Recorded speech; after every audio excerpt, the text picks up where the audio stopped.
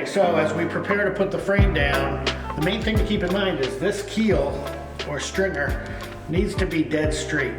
If it's straight, then our outline of our board is going to be symmetrical. So there's lots of ways to keep this guy straight. We used to use a laser. Now we use these little guys, we call them registration pellets. It's just any kind of scrap piece of wood.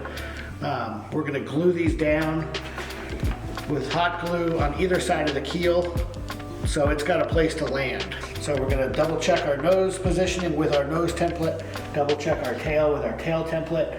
Everything sits properly. Then we're just going to go along and we're going to make little pencil marks. This is just to let us know where the frames are going to land.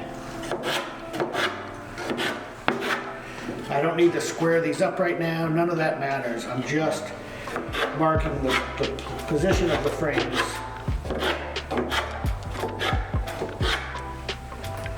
That's it. I've got a spot where I'm going to drop my nose. I've got a line on the planks where each frame is going to go.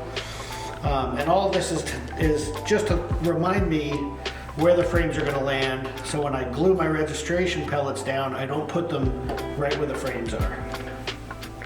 So I'm going to take this frame set away now that I know where my frames are going.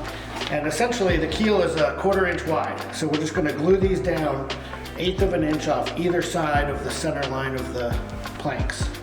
All right, so you can use a ruler to measure 1/8 inch off either side of your center line. We just take a piece of scrap plywood that you can use from your frame set that you broke out.